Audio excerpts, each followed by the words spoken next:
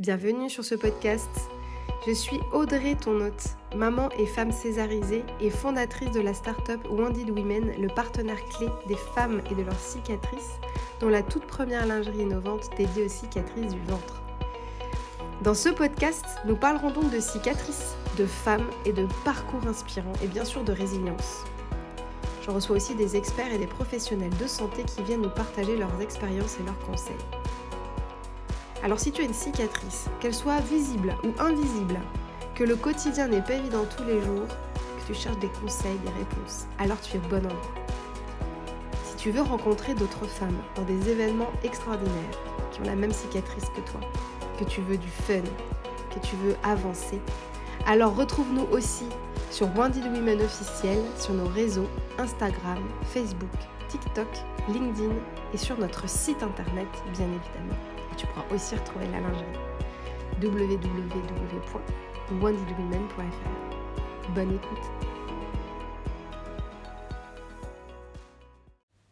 Je suis très heureuse de recevoir Laurie dans ce nouvel épisode qui va nous parler de la prévention, qui va nous parler de la nécessité de se préparer à une césarienne d'urgence, à un déroulé d'accouchement difficile, se préparer soi-même mais aussi préparer son ou sa conjointe pour vivre au mieux ce moment. Notamment parce que Laurie, vous verrez, a accouché dans un moment de l'année, souvent l'été, où il y a un manque de personnel et elle aurait voulu s'être mieux préparée pour être plus actrice et pour pouvoir mieux exprimer ce qu'elle voulait au moment où elle le voulait. Je ne vais pas vous spoiler l'épisode, vous allez pouvoir écouter son histoire. Et puis aussi, elle nous parle de la dépression du postpartum et également de la dépression du postpartum à deux, avec un conjoint qui a été très marqué par la manière dont est né leur petit bébé et qui a aussi aurait eu besoin d'accompagnement, d'explications, ce qui aujourd'hui est très compliqué à réaliser dans les hôpitaux puisqu'il y a un gros manque de personnel et à certains moments de l'année un gros manque de sages-femmes.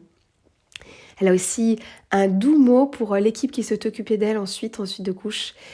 Et donc voilà, je vous laisse en compagnie de Laurie avec ce nouvel épisode tout aussi solaire que les autres et tout aussi important. Voilà, je vous remercie pour toute votre attention et surtout, n'hésitez pas et n'oubliez pas d'écrire à Laurie et de lui envoyer beaucoup d'amour. Belle écoute! Bonjour Laurie, bienvenue sur le podcast La Voix des femmes résilientes. Bonjour Audrey, merci de m'accueillir dans ton podcast. Ah, c'est un grand plaisir. Je suis toujours ravie de pouvoir accueillir vos témoignages. Je pense que c'est vraiment important que chaque femme ait la parole. Et du coup, est-ce que tu veux bien nous dire, te présenter, nous dire voilà d'où tu viens, ton âge, ce que tu fais dans la vie. Alors, je m'appelle Laurie, je vis à Paris, j'ai 38 ans et je suis avocat. Avocate. Avocate. Tu dis pas avocate? Je dis pas avocate parce que ça... Alors, c'est un grand débat entre nous, mais ça me... Le Non, c'est vrai. podcast change de, change de thématique. C'est un vrai sujet et du coup, ça me renvoie tout de suite à mon sexe, qui fait qu'il y a cet usage que les avocats hommes, on les appelle maître ou confrère, et les avocates femmes, on les appelle madame ou mademoiselle, et c'est très frustrant. Alors, Ah, je me c'est mets au hyper même niveau que mes confrères masculins. D'accord, hyper intéressant. Eh ben écoute, j'aime ton explication. Donc, Mais c'est mon interprétation propre, certaines de mes amies concerts ne la partagent pas. d'accord. Ah ouais, ben non, mais c'est hyper intéressant, cela dit. Donc, tu es avocat, très bien. Alors aujourd'hui, de quelle cicatrice tu vas nous parler? Puisque on dit pas de cicatrice sans super-héroïne, tu en es une évidemment. De quelle cicatrice tu veux nous parler aujourd'hui? Alors aujourd'hui, je voulais vous parler de ma cicatrice de césarienne, puisque je suis maman d'une petite fille qui est née en novembre 2021 et qui est née après un accouchement compliqué et qui s'est terminé par une césarienne d'urgence qui a une trace sur mon corps, en bas de mon ventre, qui marque la manière dont elle est arrivée au monde. Yes, et de ce on a pu se dire en préparant l'épisode, c'est une cicatrice physique qui finalement, tu me disais, t'apporte assez peu de douleur physique, alors que finalement, ta plus grosse cicatrice est psychologique, c'est ce que tu m'expliquais. Exactement, ma cicatrice ne m'a jamais fait mal, je ne l'ai jamais sentie et j'ai jamais eu aucune douleur physique, quelle qu'elle soit, post-césarienne. Dès que je suis retournée dans ma chambre, j'étais debout aux grandes dames des sages-femmes d'ailleurs. J'ai pu me redoucher tout de suite et j'ai pu m'occuper de mon bébé tout de suite. Euh, mais par contre, la douleur associée à l'accouchement par césarienne est une douleur psychologique très euh, prégnante chez moi qui a fait que mon postpartum a été difficile et je trouve que mm, les circonstances de mon accouchement et notamment cette césarienne en urgence qui s'est très mal passée font que mon postpartum n'a pas été un mois d'or et je pense que ça m'a volé mon mois d'or, quoi. Ah, c'est intéressant que tu dis ça comme ça parce que on entend souvent, et moi la première, hein, à dire j'ai l'impression d'avoir, alors pas forcément l'hôpital, mais en gros que la conjoncture, on va dire, m'a volé mon accouchement. Et toi, tu dis on m'a volé mon mois d'or, ce qui je trouve accentue encore plus la peine parce qu'au final, c'est la connexion avec ton bébé, c'est comment tu te sens en tant que mère, c'est ton premier enfant. Est-ce que tu veux, avant qu'on rentre un peu, que tu nous expliques ce qui s'est passé, euh, euh, est-ce que tu veux bien juste nous parler de justement cette relation que tu as avec, avec cette zone de ton corps qui, tu me disais, te fait toujours pas mal, ne te, voilà, ne donne aucune douleur. Ça veut dire que t'as pas ressenti le besoin de voir un kiné ou même une ostéo puisque tu n'avais pas de douleur. J'imagine que du coup, tu l'as pas traité particulièrement. Alors, je ne l'ai pas traité particulièrement, mais comme pour moi, c'est quelque chose qui n'existe pas, donc je ne la regarde pas, je ne la touche pas, je ne la masse pas. Et puis, comme je la sens pas, c'est très facile de l'oublier et de la mettre de côté. Je n'ai pas retrouvé les sensations entre ma cicatrice et mon nombril, et donc j'ai aucune sensation dans cette partie de mon ventre. Euh, Alors, on m'avait dit que ça pouvait prendre du temps, que du fait de l'opération, les tissus étaient un peu étendus.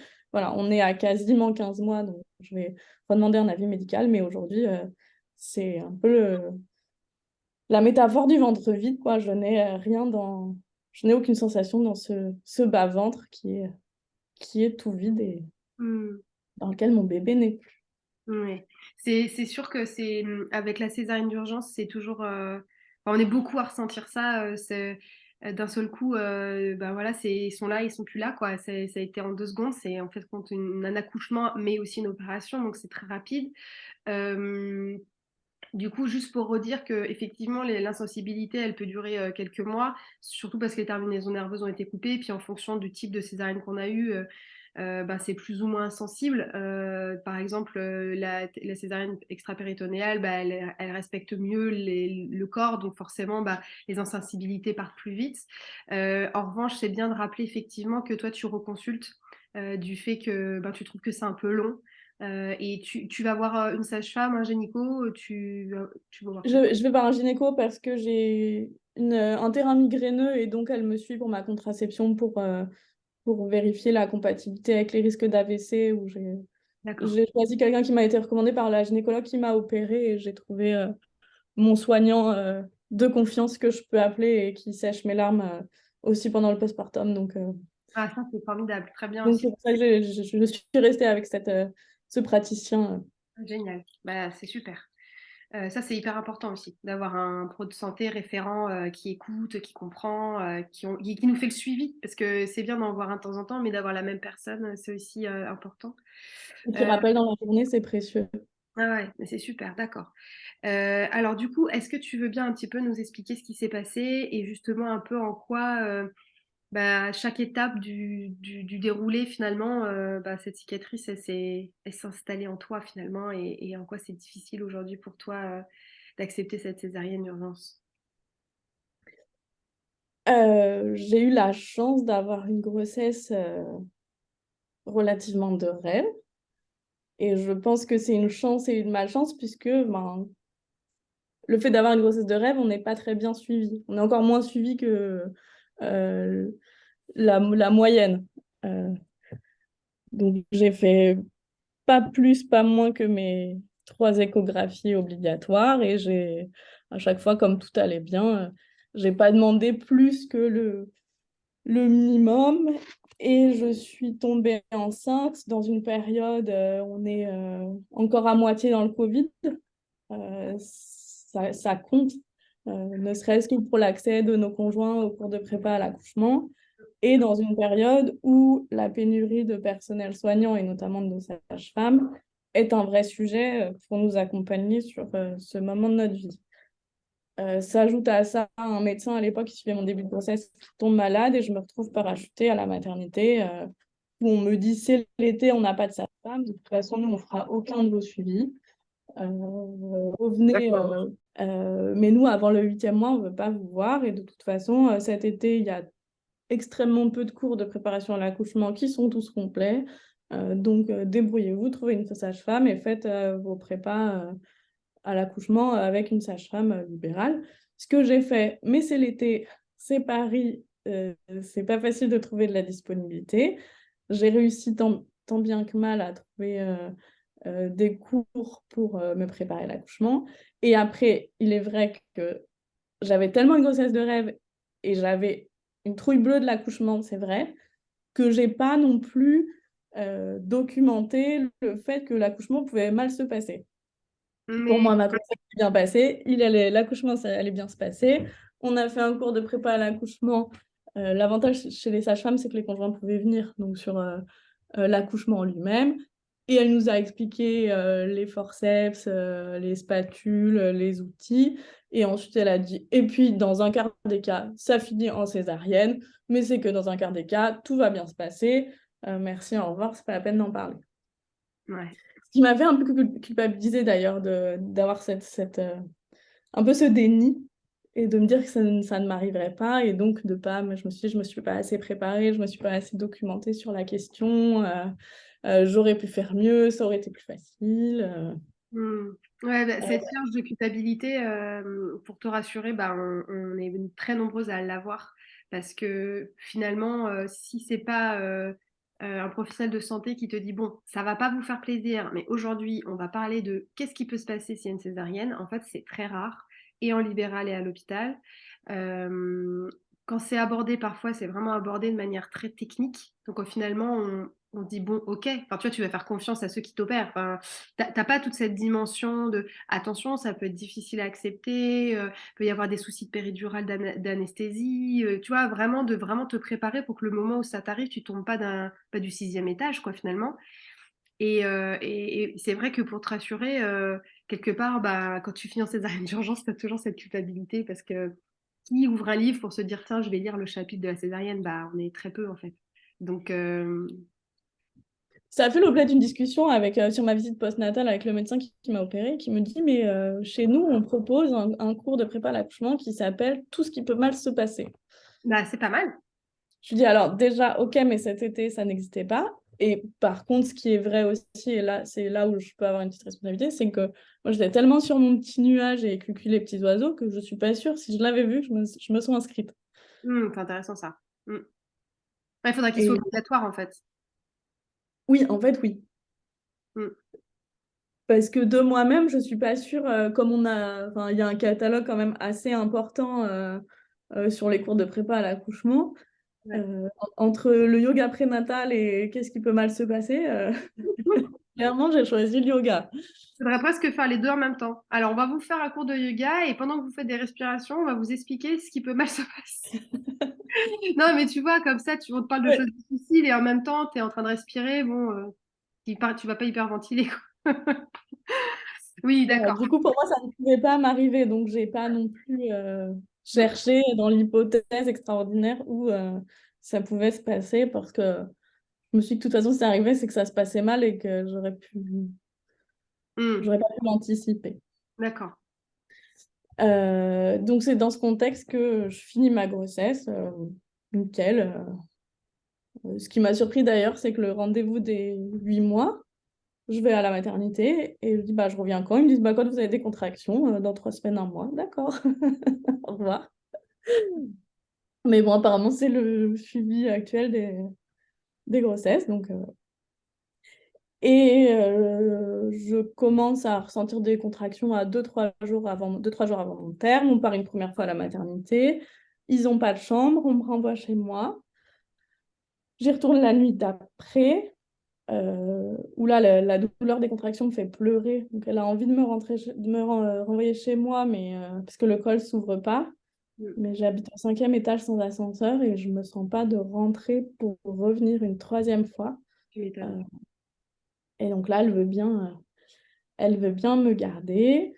Manifestement, mon bébé n'a pas envie de sortir et mon col n'a pas envie de s'ouvrir. Ce qui fait qu'on part sur un déclenchement.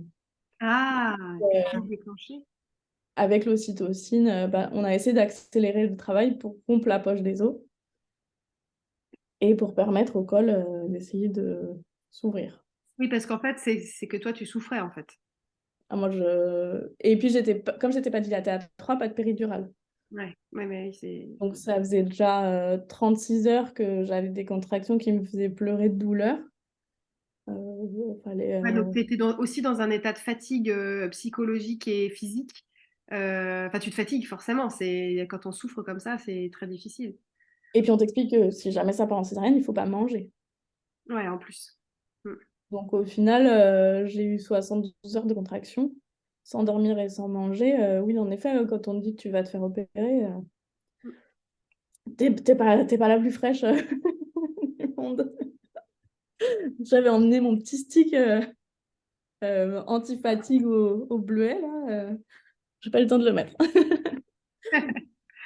Ouais, ma pauvre, d'accord. Donc déjà, une mise en route déjà très Mise difficile. en route difficile, mais je me sens. Alors, j'ai eu 3 sages-femmes en 3 jours, mais des nanas exceptionnelles. Euh, Vraiment, je tiens à le dire. Euh, et elles sont pas du tout responsables, parce qu'elles, elles étaient là et qu'elles sont pas du tout responsables de ce qui s'est passé cette nuit-là. Vraiment génial. Là, j'ai eu un. Elles ont séché mes larmes, elles ont rassuré mon mec, vraiment top. Et on doit être là à quasiment 48 heures et le col s'ouvre pas. C'est un mardi après-midi, je crois. Il est 16 heures. Je suis à la maternité depuis l'avant-veille. Mm. Et là, on commence à me préparer psychologiquement en me disant il va falloir se préparer à une césarienne. Euh, donc là, je prends un immeuble sur la tête, mais euh, le rythme cardiaque de mon bébé est encore OK. Et moi, je me dis que de toute façon, je suis tellement fatiguée que c'est peut-être la meilleure des solutions et que ça sera plus facile et que là, je suis incapable de faire sortir mon bébé en le poussant dehors. Donc, Mm. et surtout, je suis toujours dilatée à 3, donc je ne peux pas attendre encore 7-8 heures dans cet état-là que ça daigne se faire tout seul. Et on me dit, préparez toutes vos questions, on revient dans 1 heure. Euh, mais, entre-temps, plusieurs drames arrivent dans la maternité et elles reviennent, il est peut-être 21 heures. Pourquoi tu dis plusieurs drames? Parce que je crois que cette nuit-là, enfin cette fin d'après-midi-là, il y a une femme qui a perdu son bébé et une Ah, autre qui était Covid plus, qui a dû se faire opérer en urgence pour aussi qu'on sorte son bébé qui faisait 700 grammes. Donc, les sages-femmes pleuraient dans les couloirs. ah oui. Euh, voilà, Mm. un peu grave. Et D'accord. nous, on le ressent et du coup, on essaye de dire que nous, on est dans une situation moins grave. Mm. Il n'empêche que là, l'attente est extrêmement longue. D'accord. Et un médecin que j'ai jamais vu revient me voir donc Et en toi, tu début. souffres toujours en plus. Là, c'est bon, j'ai la péridurale. Ah là, t'as la péridurale. D'accord. Ouais, depuis 5-6 heures. D'accord, d'accord. Et le médecin revient donc vers 20 h 21 h et m'examine et me dit ah là là, super bonne nouvelle, le col est à 7.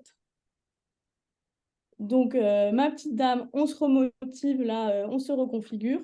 Et d'ici 2-3 heures, il faut pousser. Deuxième immeuble sur la tronche. Et là, je me dis, je ne peux pas le faire. C'est Ah, absolument impossible que j'ai toujours pas mangé, j'ai toujours pas dormi. Et il est impossible que j'y arrive. et lui, il sait ça que, enfin, tu peux avoir un échange avec lui en lui disant, écoutez, ça fait 3 jours que j'ai des contractions, que je mange pas, que je bois pas parce qu'il y a une potentialité de césarienne. Je suis affaiblie, je le sens pas. Tu peux avoir ce dialogue avec lui ou pas du coup? Je peux, mais c'est là où peut-être j'ai mal choisi ma maternité. Les Bluets ne font pas ça. C'est-à-dire? La maternité des Bleuets accompagne le plus possible l'accouchement naturel. Et à partir du moment où mon corps commence à répondre à ce qui lui est proposé pour accoucher naturellement, euh, ils vont pas provoquer la césarienne maintenant alors que je peux accoucher naturellement dans 2 3 heures. Oui, oui, ce que je peux complètement comprendre et ce qui est très respectueux, mais du coup, ça veut dire que ça prend pas en compte ton état à toi. C'est-à-dire que ton utérus et toi, c'est quand même aussi deux choses différentes. C'est-à-dire que c'est pas parce que ton utérus s'ouvre que toi, tu vois, t'es en capacité vraiment physique de pousser ton bébé. Enfin, je sais pas, je trouve ça un peu dur, quoi. Alors, après, je sais pas comment je l'ai formulé. Ce serait à refaire. Je demanderai à Vincent, mon conjoint, de leur dire la césarienne, c'est maintenant. Et D'accord. on l'a fait maintenant et c'est OK et ça va bien se passer. Mm. Parce que, suspense, on m'a dit, on laisse le col s'ouvrir, on revient dans 2 heures, donc il est 21 heures. Je me dis vers 23 heures minuit, quelqu'un va venir. Personne vient. Et là, je sais pas ce que je fais, je bouge un peu et on perd le monitoring du cœur du bébé. On n'a plus aucun suivi. On sonne, personne vient, 15 20 minutes se passent. Vincent va chercher quelqu'un, une infirmière lui dit s'il n'y a personne, c'est que c'est pas assez urgent et qu'il y a plus urgent. Et on explique que là, on n'entend plus le cœur du bébé et qu'on devait venir nous voir il y a déjà plusieurs demi-heures, heures, et que là, on est tout seul et que, enfin, faut nous aider parce qu'on est en panique.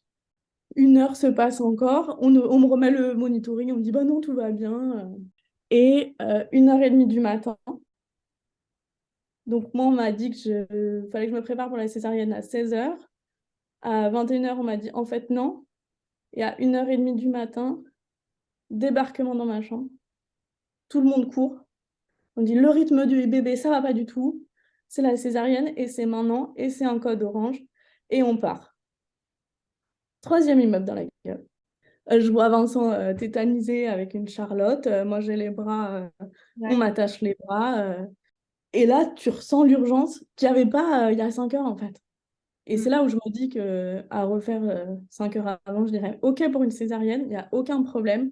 On fait T'étais ça prête? bien. Ouais. Mais j'étais complètement prête. T'aurais eu Et le on... temps de le dire à ton bébé, de dire voilà, c'était pas ce qu'on voulait, mais c'est plus serein pour tout le monde et on va se rencontrer. Exactement. Ouais, ça aurait été complètement différent. Et puis moi aussi, j'avais eu le temps de me préparer et c'était OK. J'avais vu tous les avantages à la césarienne. J'en trouvais plein quand j'étais encore lucide. Là, dans l'urgence, j'en trouvais beaucoup moins. Et surtout, j'ai ressenti la gravité pour mon bébé. Oui, le stress de l'équipe aussi, j'imagine. Le stress de l'équipe, la sage-femme qui dit à la gynéco, est-ce que c'est un code orange? La sage-femme, elle dit, bah évidemment. Ouais. Et là, tu te retrouves dans un bloc opératoire. Je me suis jamais fait opérer de ma vie. Mais oui. Et puis, tu te dis, mais comment ça peut m'arriver? Comment on est passé de ça se passe bien, on a du temps, à c'est la merde et c'est urgent et c'est maintenant et c'est grave et il y a des risques pour le bébé. Mm. Euh, Et là, par contre, quand même, ton conjoint est dans le bloc avec toi. Mon conjoint, le temps qu'il l'habille avec toute sa Charlotte et machin, il est venu me voir, il me dit tout va bien et là, le bébé est sorti. Donc D'accord, finalement, on est tellement parti en urgence que le temps qu'il soit prêt et qu'il arrive, c'était quasi fini. d'accord. Sauf que ben, avec tout ce qu'avait subi ma fille, on a sorti un bébé qui ne respirait pas et qui était tout bleu. Donc ça non plus, on n'est pas préparé. Alors, moi, je ne l'ai pas vu, mais il faut aussi, je pense, accorder une place particulière dans la préparation au conjoint. Mm. Parce que mon mec, lui, il n'était pas prêt à partir en urgence avec son bébé bleu Mm. et à voir la sage-femme faire... En fait, elle avait bu du liquide amniotique et faire la manœuvre pour lui aspirer le liquide. Et lui, il a fait un baby blues aussi assez important parce qu'il a eu du mal à passer cet événement dramatique. Ah, il a eu Alors, très peur, finalement. il a eu très très peur. Il a eu très très peur pour sa fille et il a eu très très peur pour moi. Mm. Et donc ensuite, donc moi je reste dans le bloc, j'entends t'as la hache, je me dis punaise. Je sais pas qui c'était, mais j'ai entendu une des phrases dont je me souviens, c'est «T'as la hache». Ok.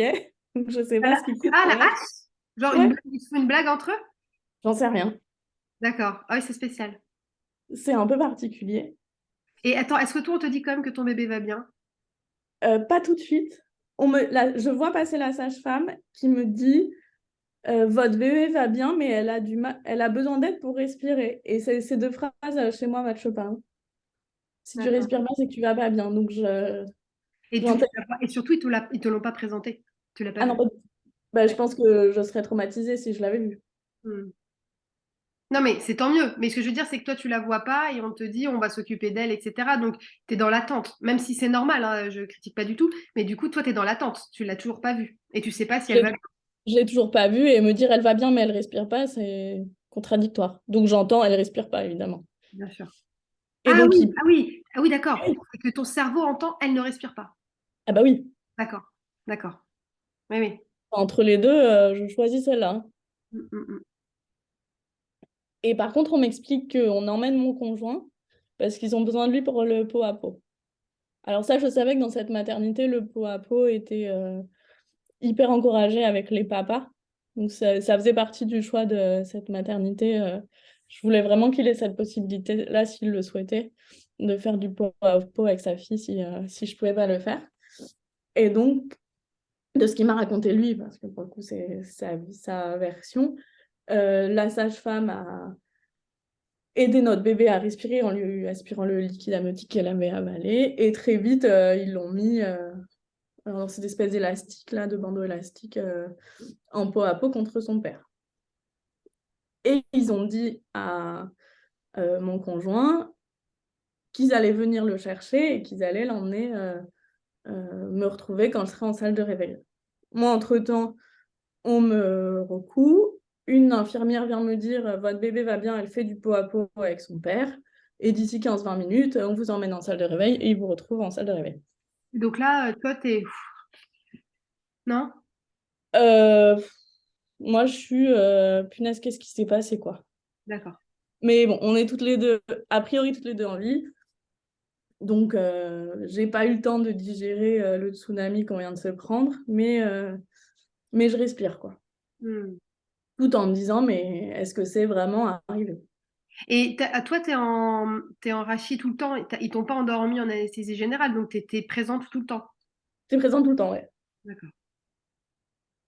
Et les équipes t'expliquent un peu, enfin, ils te disent un peu des choses, genre on vous recoue, ça prend tant de temps, ils te parlent ou pas du tout? Euh, je me souviens pas pendant, mais je me souviens que le temps qu'on me prépare pour aller au bloc, la gynéco qui m'a opérée, qui était top, m'a tout expliqué, les sensations, les bruits que j'allais entendre, les sensations que j'allais ressentir, le temps qu'ils avaient, le chronomètre qui se mettait, D'accord. les trucs à vérifier. Donc au final, tout ce qu'elle m'a expliqué 5 minutes avant, c'est exactement ce que j'ai ressenti dans mon corps et dans mon environnement D'accord. auditif. Hmm. Donc là, pour le coup, j'ai pas eu de mauvaise surprise. Bon, sauf l'histoire de la hache, quoi. En vrai, peut-être, je sais pas, est-ce que c'est le cerveau, mais ça m'a un peu surpris, Ouais. mais bon. Après, peut-être Et que c'est parce qu'ils ont dit et c'est toi qui as entendu ça, ou est-ce que peut-être, c'est le surnom pour un, un outil, je sais pas. c'est Le peut-être le petit nom, spécial. c'est un scalpel un peu Ouais, particulier. c'est ça. D'accord. Mais il se peut, mais j'en ai pas le souvenir, mais il se peut qu'elle m'ait dit que voilà, le bébé était sorti et que maintenant il fallait recoudre. Mais je m'en souviens pas très bien. Ok. Un Et toi, tu es peu... tout le temps anesthésie à ce moment-là, t'as pas eu de souci de péridurale ou J'ai d'anesthésie? pas eu de souci de péridurale. Ok. J'ai ressenti que ce qu'elle m'avait dit, c'est-à-dire la sensation qu'on fouille un peu dans le ventre. Mais c'est absolument tout. D'accord. La particularité des Bluets, c'est que leur péridurale te permettent de marcher Ouais. quand tu accouches. Et que là, ils avaient mis une dose, hein, j'imagine, un peu plus forte, mais j'ai très vite. Enfin, j'ai accouché à 2 heures du mat et à 7 heures, j'étais debout dans la douche. Ouais. Donc, et donc ensuite, on m'emmène en salle de réveil, où je suis censée retrouver mon bébé d'ici 15-20 minutes. Et on m'avait prévenu que le médecin viendrait m'appuyer sur l'utérus tous les quarts d'heure pour vérifier si ça saignait ou si ça saignait pas. Le- Ok. Le médecin vient une fois, le médecin vient deux fois, le médecin vient trois fois. Là, je me dis qu'on est à beaucoup plus d'un quart d'heure. Hmm. Donc, je demande depuis combien de temps je suis là. Et là, on me dit que ça fait 2 heures que je suis là. Et la grosse panique parce que ça fait 2 heures que j'ai pas de nouvelles de mon bébé. Et que ton bébé n'a pas de nouvelles de toi par... Et que mon bébé n'est pas... Et on s'est pas rencontrés, en fait. J'ai pas rencontré mon bébé. Donc, avec la fatigue et la faiblesse émotionnelle, j'imagine le pire et que donc mon bébé il a dû lui arriver le pire et qu'ils n'ont pas pu la faire respirer. Sachant qu'en parallèle, mon conjoint a été abandonné pendant 2 heures tout seul en peau à peau avec sa fille. Alors lui, carrément sans savoir si j'étais sortie du bloc. Mais ça veut dire surtout aussi Il que ta... avait... Ouais, et puis ça veut dire que ta fille, elle a pas pris le sein, elle a pas été complétée, elle veut téter, quoi. Enfin, tu vois, aussi. Je crois qu'elle essayait de téter son père. Ouais, mais souvent, ils essayent. Et ensuite, donc j'ai expliqué au... En plus, les Bluets, c'est particulier parce qu'ils n'ont pas de bloc opératoire ou ils n'ont pas de salle de réveil. Donc, tu es dans la salle de réveil de l'hôpital Trousseau qui jouxte les Bluets. Ah, je savais pas. Ouais, Parce que j'allais te donc dire, c'est pas... tu peux pas sonner pour demander des nouvelles. Ben non, parce que c'est pas ton hôpital. Du Ah. coup, j'ai appelé les infirmières de la salle de réveil qui, du coup, pestaient contre les Bluets en disant 100% de notre salle de réveil ce soir, c'est la maternité. Donc aussi, petite crise interne dont tu es témoin, ce dont tu n'as pas très envie, quoi. Mm. Et elles me disent quand même qu'elles vont se renseigner parce que je dis franchement, j'ai pas vu mon bébé, ça fait plus de 2 heures là, faut me trouver des nouvelles. Bah, bien sûr. Et sur ma gauche, j'ai une porte battante transparente et là, je vois mon chéri avec sa petite Charlotte qui pousse un petit berceau. Alors pour le coup, vu d'où je venais, moi j'ai ressenti une vague d'amour et j'ai ressenti ce que je vais ressentir toute ma vie, j'imagine en étant maman, que je vais avoir peur de la perdre tout le temps, quoi. Ouais. Et j'ai rencontré donc mon bébé à ce moment-là. Il est arrivé avec une infirmière puéricultrice, donc qui m'a présenté mon bébé, qui m'a dit votre bébé a très envie de rencontrer sa maman et j'ai pu faire une tétée d'accueil. Ah, super. Alors, Ouais, 2 heures après, mais quand même. D'accord. ouais, génial. Là, bon, je faisais que pleurer, mais c'était des larmes. De joie. Je crois que tout ça soit fini. Donc, ouais, petite tétée d'accueil. Et ensuite, ben, manque de personnel, manque de lit, et on reste encore 2 heures dans la salle de réveil où il fait 10 degrés. Euh, ouais, Louise est bleue de nouveau, de froid. Donc on demande des couvertures pour notre bébé parce qu'elle a tellement froid. Est-ce que là, elle avait été habillée depuis? Ouais, ouais, elle était habillée avec le bonnet, mais ça, enfin, Ouais, c'était pas assez, non, bien sûr. c'était pas assez pour un environnement où il faisait 10 degrés. Donc on repasse 2 heures tous les trois dans cette salle de réveil qui est quand même glauquissime, hein. Mm. Soyons, soyons honnêtes, il est 5 heures du matin et ma fille a les lèvres bleues de froid, quoi. Mm. On nous trouve finalement une chambre, donc le temps qu'on nous installe, que je change de lit, que Vincent trouve un lit de camp pour essayer de se reposer. Il est 6h15, on éteint la lumière, Louise dort dans son berceau, et là tu le vois venir. Ah, bien sûr, parce que j'ai vécu la même chose. La porte qui s'ouvre, lumière, petit déjeuner! J'ai vécu exactement la même chose. Et l'aide-soignante qui arrive avec son balai qui houspille Vincent en disant à 6h, les lits de camp, ils doivent être repliés pour que je puisse faire le ménage entre les lits. Et là, je la regarde et je me dis, mais c'est une blague. Il faut qu'on dorme tous les deux, quoi. Oui, bien sûr, surtout que bah, lui, il t'a accompagné évidemment. Donc, si toi, ça fait 72 heures que t'as pas dormi, lui, quasiment pareil, j'imagine. Parce qu'il était avec toi tout le temps. Bah, lui, pareil, il était dans un fauteuil. Il a mangé, je crois, un cookie en 3 jours. Ouais, c'est ça, un petit snack, quoi. Voilà. Et du coup, arrive en même temps le... Alors, ça sentait Alors, c'est pas du très bon café, mais ça sentait quand même le café. Ça me faisait hyper envie. Et arrive la puéricultrice qui me dit, c'est l'heure de la tétée de votre fille. Sauf qu'il faut rappeler qu'on est quand même dans une période où le Covid regrimpe en flèche. Et donc, on a les masques Mhm. dans la chambre quand les soignants arrivent. Donc, j'ai accouché dans les circonstances que j'expliquais il y a moins de 4 heures. On arrive, on m'explique qu'il faut nourrir mon bébé au sein, ce que j'ai donc jamais fait de ma vie. Et là, alors je sais, c'était pas le bon canal de communication entre nous. Parce qu'elle m'a dit, faut prendre votre bébé, faut le tenir comme un ballon de rugby et faire un sandwich avec vos seins. Je dis, mais je comprends pas ce que vous me dites. Elle dit, bah c'est simple, le sein, vous le prenez comme ça. Et en fait, avec le masque, avec les larmes, et j'ai la particularité très frustrante d'ailleurs, d'avoir pris, mais pas du tout de poitrine pendant ma grossesse, et j'ai des petits seins. Donc avec le masque et les larmes et mon bébé dessus, je ne vois pas mes seins. Et Ah je oui. suis toujours en blouse de chirurgie, il faut quand même le préciser, parce qu'en termes d'estime de soi, on est en dessous du niveau de la mer, hein. Mm. Et là, elle me parle de sandwich avec mes seins et de porter son bébé comme un ballon de rugby. Et là, je me dis, mais c'est pas, je vais pas y arriver. Je comprends pas les instructions. Et plutôt que d'expliquer autrement, elle les répète et ça agace un peu. Donc moi, je me mets à pleurer, Bah encore ouais, plus. normal. En plus, tu te sens, j'imagine, enfin, j'imagine en plus par rapport à ton métier, ce que tu fais, l'exigence que tu as de toi-même, j'imagine que là, tu te dis, attends, je viens de vivre ce que je viens de vivre, je comprends rien, je suis nulle, quoi. Enfin, j'imagine qu'en plus, tu te, non, enfin, souvent on ressent ça, quoi. On se sent presque comme un petit enfant, quoi, à ce moment-là, parce qu'on est blessé, on est fatigué, on se sent en échec. Et là, en plus, on t'agresse quelque part, finalement. C'est comme une petite agression. Tu Euh, te sens la pire des mères. voilà, c'est ça. Tu te sens comme la pire des personnes. Ben, ouais. Déjà, t'as pas réussi à sortir ton bébé par voie naturelle, Mm, c'est un sujet. Et après, tu peux pas le nourrir. mm. Euh, enfin, 0 sur 20 Voilà, c'est ça. Ouais, sur le guide de la mère parfaite, hein. Et ouais, ça fait que 4 heures, alors c'est imagine sur le ça. reste de la vie. Et en fait, ça me touche énormément parce que, je sais pas, tu me raconteras après comment aujourd'hui tu vois, ah pardon, ça m'émeut beaucoup.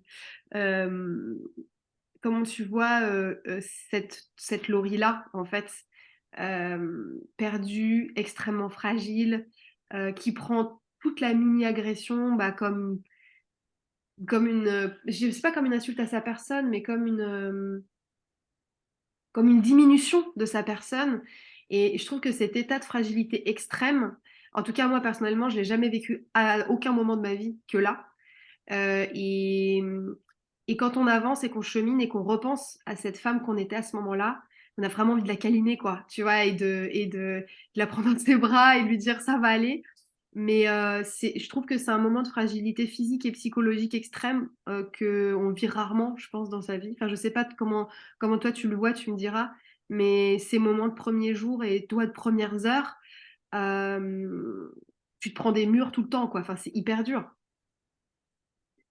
Ouais, c'est dur, puis enfin, après, encore une fois, je mets pas en cause la personne que j'ai rencontrée ce jour-là, mais on n'était juste pas sur Oui, mais c'est ça. Non, mais c'est ce que je veux dire. la même route de communication. C'est le décalage. Le décalage. Mais ces instructions me paraissaient lunaires par rapport à d'où j'arrivais, quoi. Bah, c'est Et ça. je me suis dit, en fait, si c'est comme ça, être mère, mais je vais pas y arriver, quoi. Si Mm. déjà la nourrir, c'est un problème parce que je comprends pas les instructions qu'on me donne pour y arriver, ça va être un problème. Là, elle a réussi à extraire du colostrum, donc on a pu la nourrir au colostrum avec une petite cuillère. Et pour la tétée d'après, ça recommençait sur les mêmes bases. Et j'ai abdiqué, j'ai demandé un biberon. Ah, d'accord. Et comment tu l'as vécu comment Extrêmement mal. Ouais, Donc la césarienne m'a aussi volé mon allaitement. d'accord. Ouais. La gynéco qui m'a opérée me dit que j'avais qu'à persévérer plus. Je l'ai pas très bien vécu non plus Ah, persévérer personnellement ou persévérer vis-à-vis des dans consignes? l'allaitement. Non, non, mais oui, c'est ça. C'est pas par rapport aux consignes. C'est-à-dire persévérer en Non, mode non, non. je ne comprends pas, expliquez-moi mieux, quoi. Voilà, que j'avais pu, OK pour un biberon, mais qu'ensuite j'aurais pu redemander de l'aide pour allaiter. Ouais, donc culpabilité, quoi. Plus. Ouais, c'est pas cool ça. Surtout qu'en fait, ça se veut pas méchant. C'est pour dire, c'est pour respecter votre demande, mais sauf qu'en fait, toi, tu es dans un état psychologique, tu peux pas entendre ça, quoi. Ben, on m'aurait dit. Alors, peut-être qu'on me l'a dit et que je ne l'ai pas entendu ou que je ne l'ai pas formulé comme il faut. Mais on m'aurait dit, c'est OK là de donner un biberon parce qu'on n'arrive pas à le sein. Et tout à l'heure, une fois que vous aurez dormi et que vous aurez mangé, un vrai truc bon, pas un petit pain blanc avec le café lyophilisé de la maternité, et que vous aurez récupéré de ces 4 jours que vous venez de passer, on vient, nous les sages-femmes, la puéricultrice, la conseillère en lactation, vous aider et vous expliquer avec des instructions que vous serez en mesure de comprendre, sera sûrement les mêmes, mais dit sur un autre ton et reçu dans un contexte Ouais, psychologique différent. c'est clair. J'aurais su que c'était pas grave, un bib, et j'aurais demandé de l'aide pour allaiter par la suite. Ouais, toi, c'était l'allaitement, enfin le sein ou le bib. On pouvait pas mélanger les deux, quoi. Ben, je savais pas et ça Non, m'a. mais c'est parce que c'est comme ça qu'on nous l'explique, en fait. Et puis, de toute façon, j'avais pas réussi à allaiter la première fois. Je voyais pas comment j'allais comprendre mieux le truc du sandwich avec toujours mon masque et toujours sans voir mes seins, tu vois. Ouais. C'est fou cette histoire, j'ai jamais entendu cette histoire de sandwich, très bizarre. C'est une métaphore comme une autre. Et comment ça se passe après, du coup, la prise de biberon? Parce que du coup, enfin, c'est sûr que toi, c'était pas ton projet, mais du coup, peut-être que tu as un moment calme avec ta fille dans tes bras. Non, comment tu le vis, toi? Alors, la prise de biberon se passe bien et ça permet aussi à Vincent, qui n'était pas hyper partant pour l'allaitement, Ouais. de participer à nourrir sa fille. Donc, lui, ça lui convenait. Sauf qu'après, elle avait mal au ventre, donc j'ai énormément culpabilisé. Je me suis dit que si je l'allaitais, elle n'aurait pas eu mal au ventre. Et ça, là, c'est une puéricultrice qui m'a récupérée au milieu de la nuit à la maternité en pleurs à 3 heures du matin, à qui j'expliquais que si j'avais allaité mon bébé, elle avait pas mal au ventre. Elle me dit, mais pas du tout, ça n'a absolument rien à voir. Elle aurait mal au ventre, pareil. Et ensuite, elle m'a dit, en plus, si ça peut vous rassurer, les bébés qui sont biberons, ils feront très vite leur nuit, comme ça, vous pourrez dormir la nuit. C'est vrai, c'est pas vrai, mais en tout cas, Mais ça m'a t'avais fait besoin bien d'entendre de ça. place. Ouais, voilà, c'est ça. J'avais besoin d'y trouver Bien sûr, un avantage bien sûr. pour elle et moi et qu'il Alors, n'y ait pas de différence sur l'allaitement ou être nourri au biberon pour elle. ouais, c'est clair. Après, tu vois, pour ça qui écoute et qui se pose la question, euh, enfin, de par le vécu avec mes enfants qui ont eu des reflux très sévères et j'ai allaité les deux, donc, mais mon premier très compliqué parce que reflux et frein, donc j'ai pas pu allaiter longtemps après ma césarienne, ça c'était très compliqué, j'avais très très mal et tout, et là je suis sur un allaitement long avec ma fille et de par leur pathologie, je me suis bien formée sur tout ce qui était allaitement, allergie et tout, avec les pros de santé avec qui j'ai travaillé et pour vraiment tu vois, enfin, par rapport à ce que j'ai pu vivre, ce que je vois vivre aussi sur d'autres personnes, d'autres femmes ou d'autres couples, je trouve que dans ton histoire, le fait que vous ayez donné le biberon, c'est un point, enfin, tu me diras après comment ça s'est passé à la maison, mais je trouve qu'un des points clés, c'est que du coup, le papa, en tout cas le conjoint, peut prendre le relais sur le biberon et toi, tu peux te reposer. Parce que sur l'allaitement, mine de rien, ben, le bébé, c'est toi qui t'aides, quoi. Donc, même si tu as ce projet d'allaitement, il faut prendre en compte que ça fatigue. Je ne sais pas après comment vous vous êtes organisé à la maison. Est-ce que toi, ça a pu te permettre des petites plages de repos, des petites plages de soulagement, des petites plages à trois aussi, peut-être que ben parfois certains ont moins quand il y a l'allaitement parce que parfois le conjoint ils se sont un peu exclus à tort, mais bon, tu vois. Est-ce que ça vous a apporté aussi des petites choses finalement d'être passé au biberon au final? Oui, parce qu'on faisait un bib sur 2. Donc, Ouais. on avait des plages de 6 heures de sommeil chacun la nuit. Et ça Et c'est ça répare. Ça, c'est ouais. très précieux.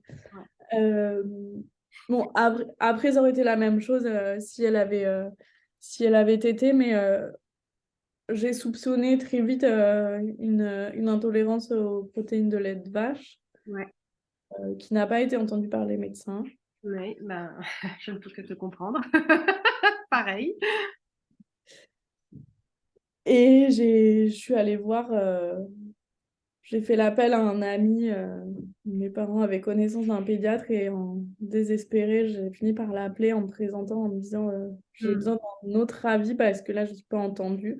Et il m'a dit très pragmatique, qu'est-ce que ça fait si on essaye autre chose? Ah ouais. C'est vrai que du jour au lendemain, ça a changé la vie de ma fille qui hurlait pendant le biberon, quoi. Ah bah oui, petite mère. Et enfin, ouais, juste pour revenir sur le biberon allaitement, je suis complètement d'accord avec toi qu'on peut tout à fait alterner, surtout que tu peux très bien mettre ton lait dans un biberon et du coup dormir quand c'est ton tour de dormir, entre guillemets. Ce que je voulais juste dire, c'est que pour aussi s'aider sur cette décision, c'est comme tu disais, pour voir les côtés positifs. Et c'est vrai que de pouvoir donner un biberon, que ce soit de ton lait ou que ce soit un biberon de lait artificiel, le conjoint participe plus. Je dis ça parce qu'il y a des femmes, tu vois, qui ont une césarienne, qui allaitent et qui, du coup, se retrouvent seules avec leur douleur et le bébé au sein. Et tu vois, et le conjoint trouve pas sa place, veut pas forcément aider parce qu'il soutient pas forcément l'allaitement. Enfin bref, tu vois ce que je veux dire. Des fois, ça rajoute des difficultés. Euh, et elle avait quel âge ta petite quand tu as décidé d'aller voir un autre pédiatre? Elle avait, euh, elle avait 3 mois moins 2 jours. Ah oui, donc c'était tôt. Enfin, t'as réussi assez vite finalement.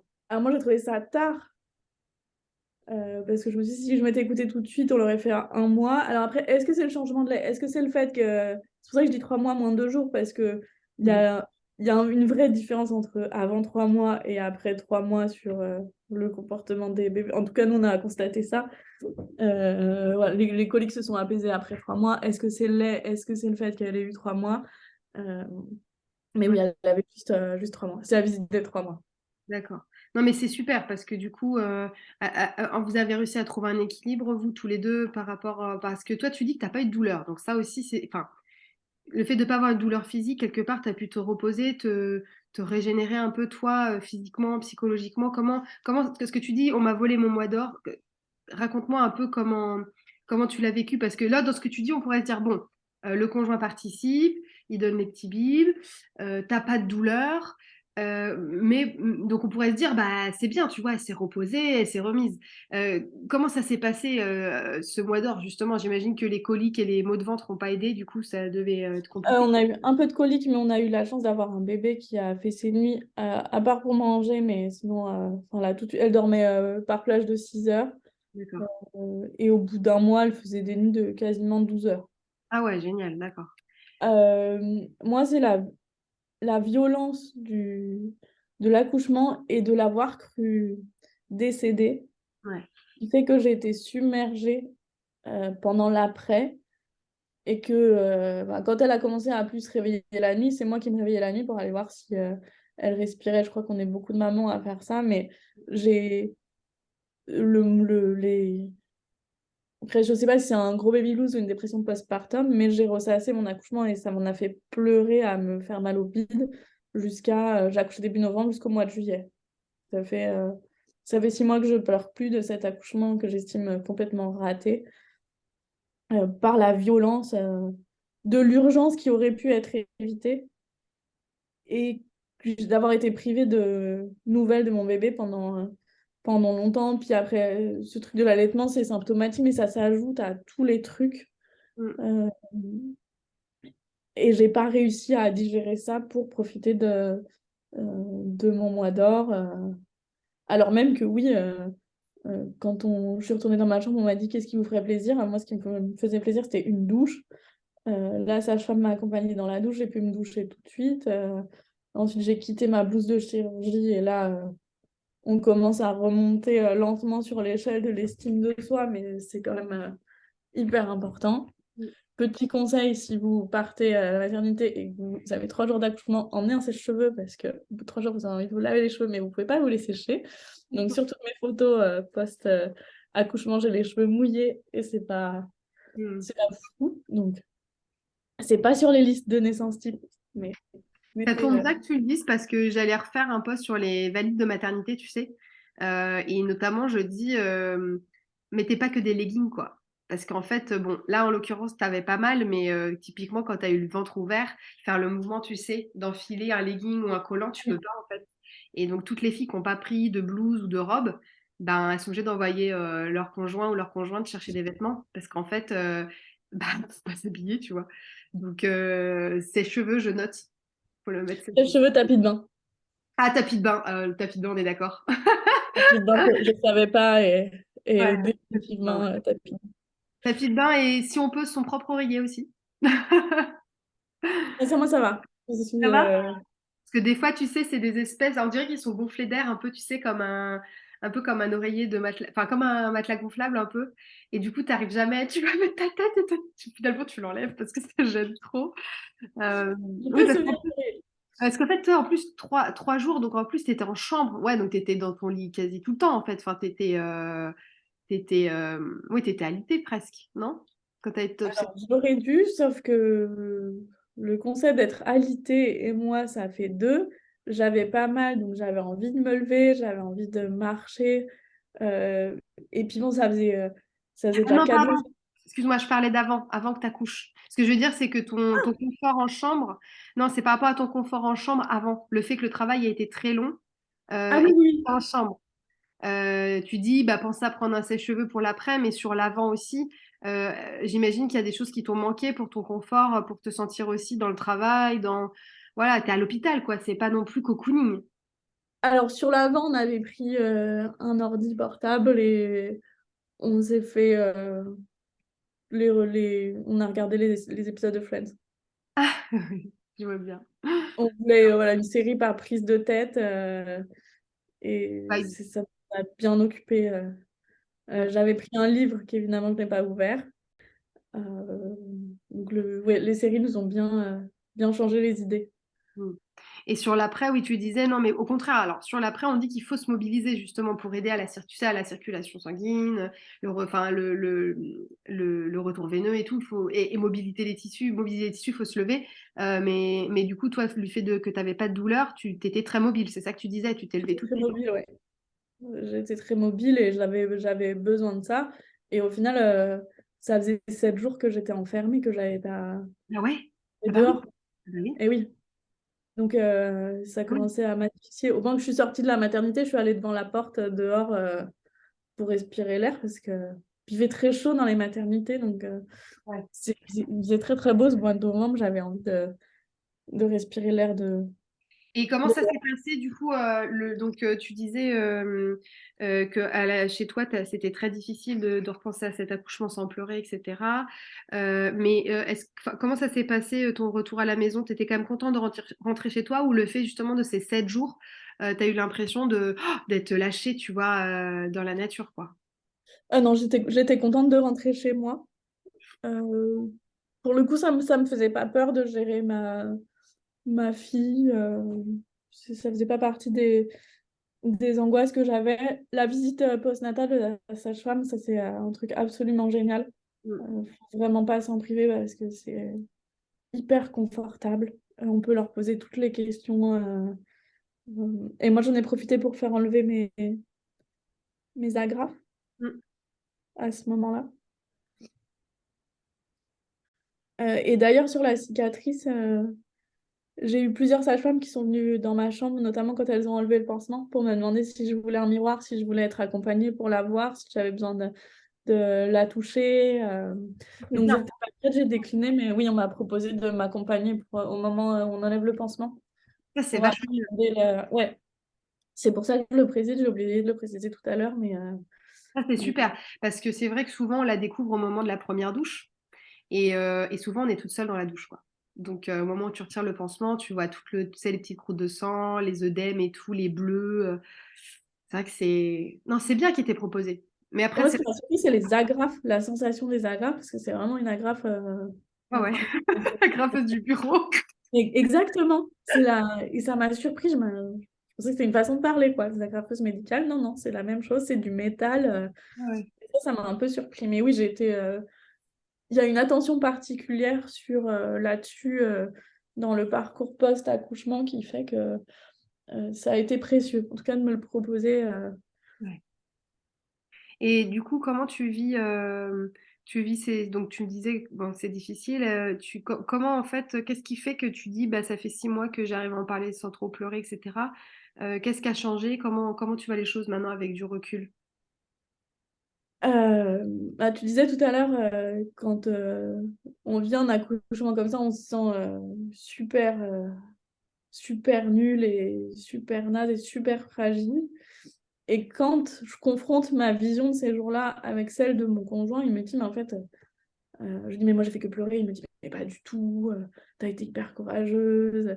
Et donc avec le recul, je me dis que, en fait, cette Laurie-là, ce qu'elle a fait ce jour-là, c'était courageux. Et juste, en fait, de demander un biberon, de dire je vais pas y arriver, c'est courageux.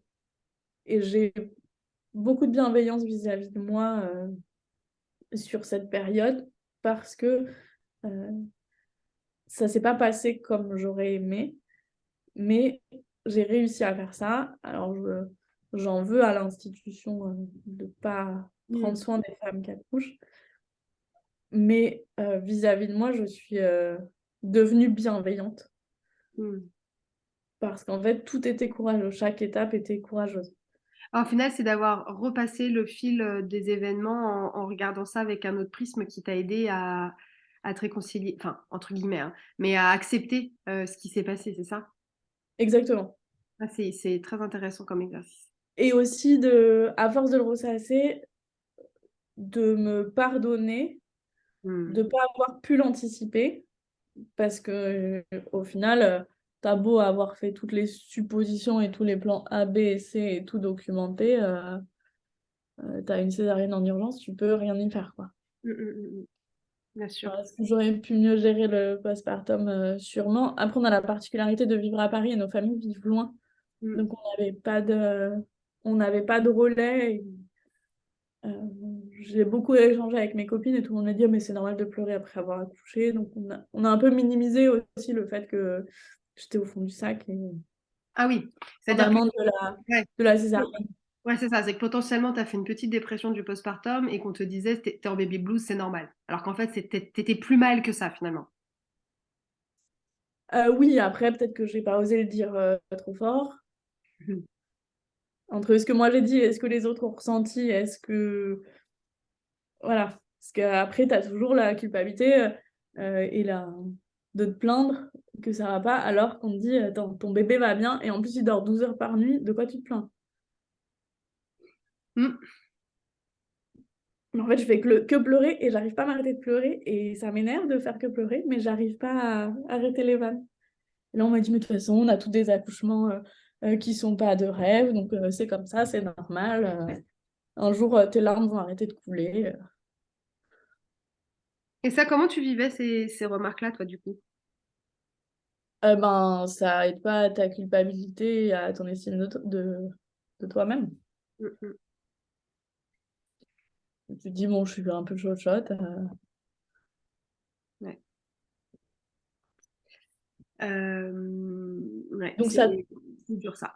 ça t'encourage encore moins à demander de l'aide. Bah oui, c'est un cercle vicieux. Et comment ça s'est passé ta reprise pour le travail du coup? Parce que quand on est dans ces états psychologiques, c'est toujours un peu compliqué. Comment t'as fait pour reprendre le boulot? T'as repris quand? J'ai repris mi-février. Louise avait 3 mois et demi. Comme je suis profession libérale, on a la chance, si nos grossesses se passent bien, de pouvoir décaler notre début de congé maternité jusqu'à 15 jours du terme. Ah oui.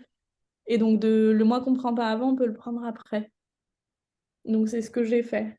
J'ai bossé ouais, jusqu'à mi-octobre. Et donc, j'ai pris mes 4 mois. Bon, ça a été compliqué, mais comme dans tout job, je crois, parce que tu te sens mauvais dans ton taf et mauvais dans ta vie de mère, parce que tu laisses ton bébé qui est quand même petit. Et là, je commençais à peine, tu vois, ça va faire 1 an, et je commençais à peine à retrouver un rythme confortable entre la crèche, ma fille, mon envie de voir ma fille, mon boulot, les Et exigences de mon ouais. boulot.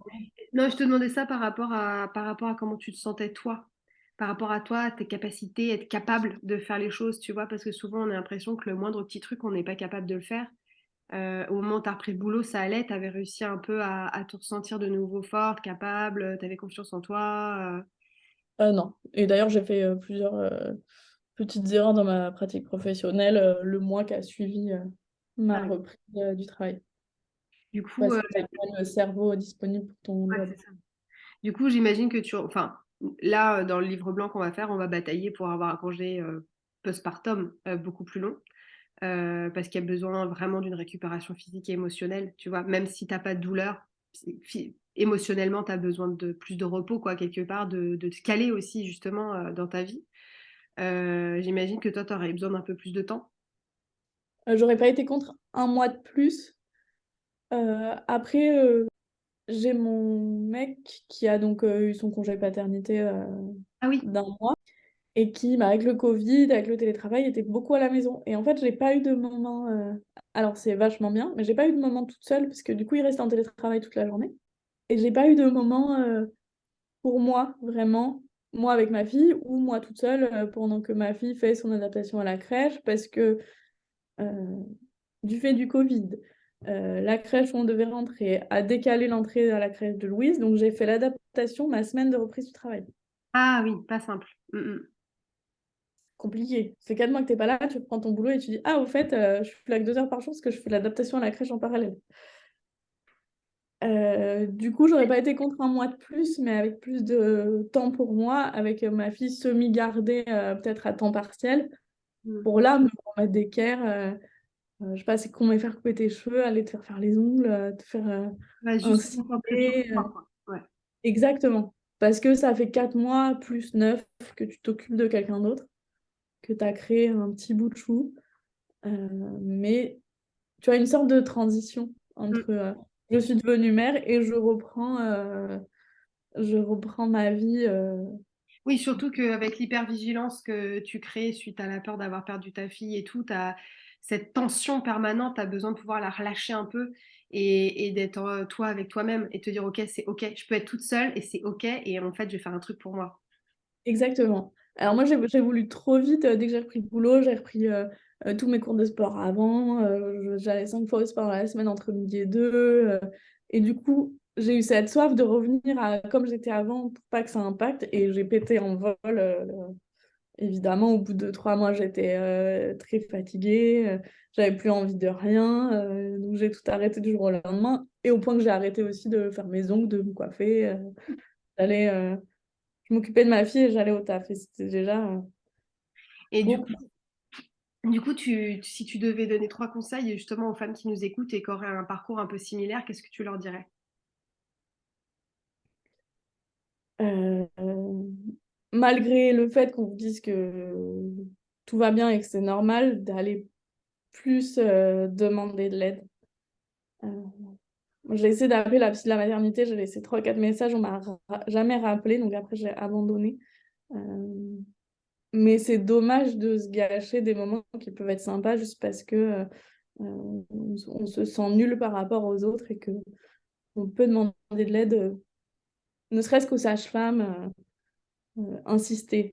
Parce que juste dire le moral c'est moyen et Ouais. c'est un peu plus dur que ce que je pensais d'être parent. Ils disent oui, oui, bah, tout le monde vit ça. Elles n'entendent pas le message qu'on veut passer. Il faut Mm. plus insister.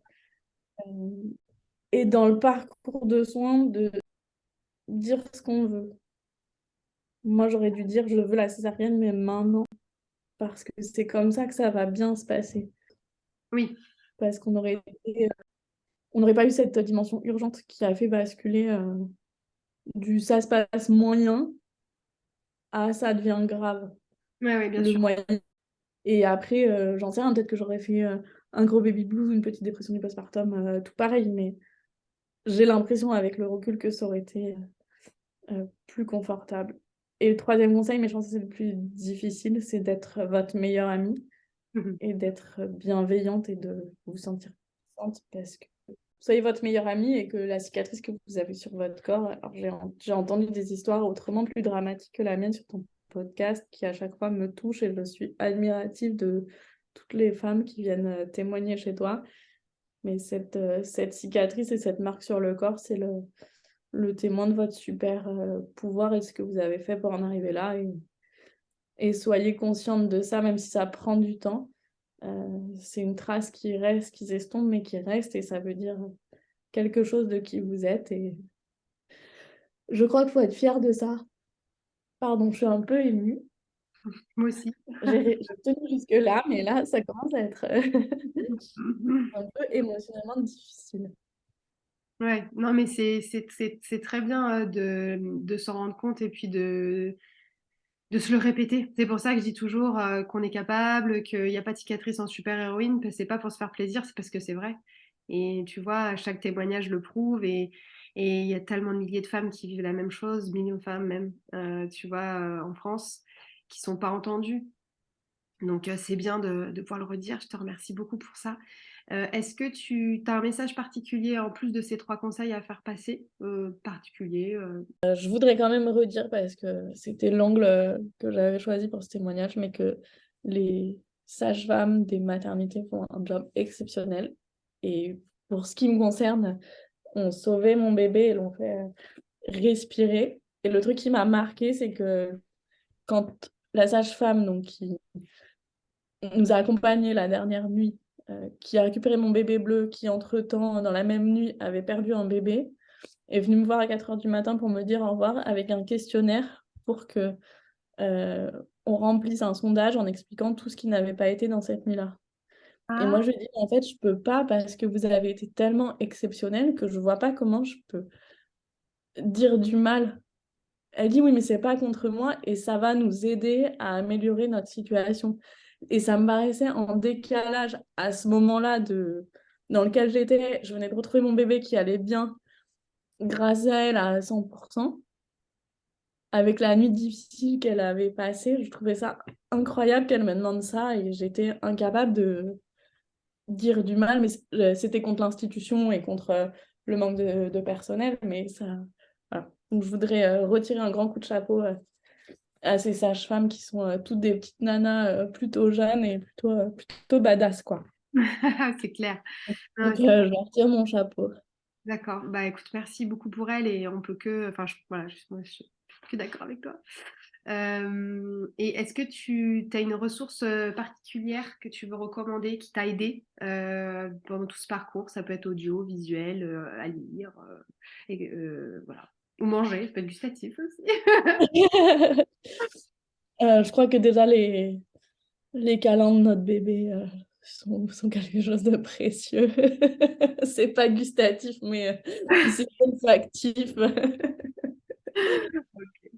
Et j'ai trouvé pas mal de comptes Instagram sur la dépression du postpartum qui permettent aussi de se situer, de voir où on peut améliorer les choses. Je crois qu'il y a Mal de mer Ouais. Il y a et il y a l'association l'association. Maman Blues. Exactement, voilà, qui poste pas mal de contenu. Alors après, tout me parle pas, mais voilà, en cherchant un petit peu. Et je suis tombée sur une fille qui s'appelle Alice Legendre, qui anime des ateliers d'écriture autour du thème de la maternité.